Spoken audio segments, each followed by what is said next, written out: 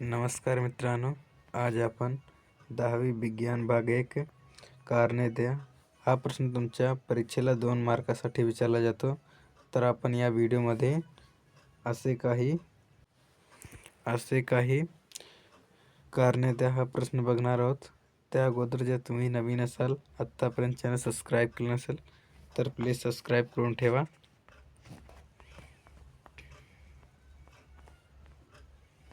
प्रश्न पहिला आहे की आवर्तनामध्ये डावीकडून उजवीकडे जाताना अणूची त्रिज्या कमी होत जाते.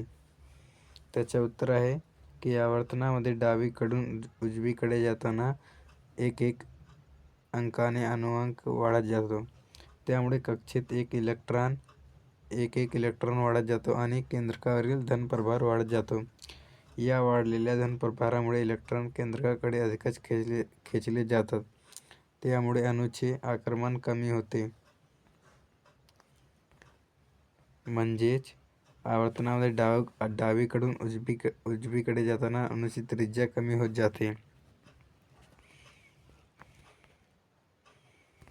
आणि घनात वरून खाली जाताना अणूची त्रिज्या वाढत जाते. अणूच्या त्रिज्यावरून अणूचा आकार ठरवला जातो. या घनात वरून खाली जाताना एक नवीन कवच वाढत जातोय. त्यामुळे अणुकेंद्र आणि संयोजी इलेक्ट्रॉन यामधील अंतर वाढत जाते. म्हणून घनात वरून खाली जाताना अणूची त्रिज्या वाढत जाते.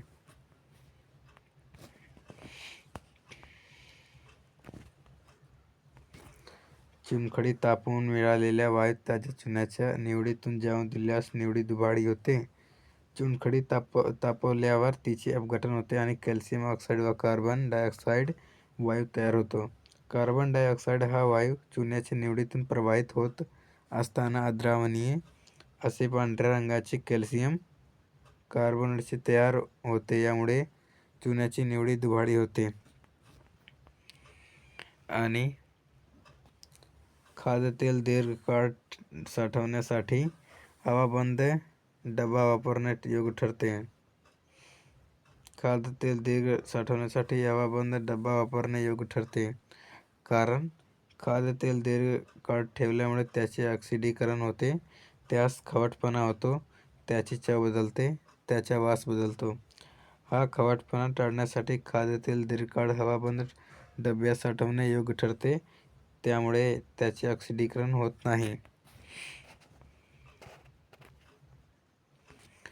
विजेच्या बल्बमध्ये कुंतल बनवण्यासाठी टंगस्टन धातूचा वापर करतात. काय आहे तर विजेच्या बल्बमधील तारेच्या कुंतलामधून बाहेर पडणाऱ्या प्रकाशाची तीव्रता खूप मोठ्या प्रमाणात असते. ही तीव्रता तारेच्या तापमानावर अवलंबून असते. तापमान जास्त असल्यास तीव्रता जास्त आणि बल्बमधील तार बनवण्यासाठी वापरण्यात येणाऱ्या तारेचा वितरणांक अतिउच्च असणे गरजेचे आहे, जेणेकरून तारेतून विद्युतधारा पाठवून तार न बदलता तारेचे तापमान मोठ्या प्रमाणात वाढवता येते. यामुळे बल्बमधून मोठ्या प्रमाणात उजेड मिळतो. टंगस्टन या धातूचा वितरणांक 3410 इतका उच्च आहे आणि म्हणून विजेच्या बल्बमध्ये कुंतल बनवण्यासाठी टंगस्टन धातूचा वापर करतात.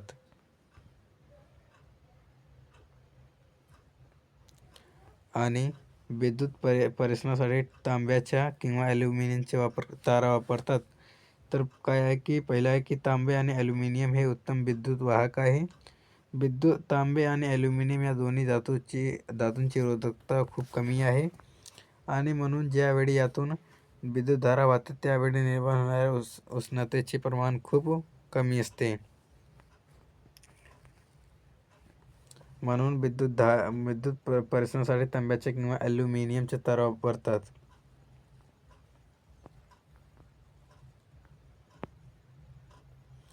सोडियम हा धातू कायम रॉकेलमध्ये ठेवतात. सोडियम हा अतिक्रियाशील धातू आहे. कक्ष तापमानाला सोडियम धातू अतिशय तीव्रतेने ऑक्सिजनशी संयोग पावतो. हवेमधील ऑक्सिजन बाष्प आणि कार्बन डायऑक्साईड यांच्यासोबत अभिक्रिया झाली असता तो पेट घेतो. सोडियम धातू रॉकेलमध्ये बुडतो आणि रॉकेलसोबत तो अभिक्रियाही करत नाही. म्हणून सोडियम हा धातू कायम रॉकेलमध्ये ठेवतात. आणि एरवी पडलेली तांब्याची भांडी स्वच्छ करण्यासाठी लिंब किंवा चिंच वापरतात? त्याचे उत्तर आहे की तांब्याची दमट हवेतील ऑक्सिजन बरोबर अभिक्रिया होऊन काळ्या रंगाचे कॉपर ऑक्साईड तयार होतोय. कॉपर ऑक्साईडची हवेतील कार्बन डायऑक्साईड बरोबर अभिक्रिया होऊन त्या तांब्यावर कॉपर कार्बोनेटचा हिरवा थर जमा होतो. या हिरव्या थरामुळे तांब्याची चकाकी जाते. लिंबू रस किंवा चिंच यामध्ये आम्ल असते.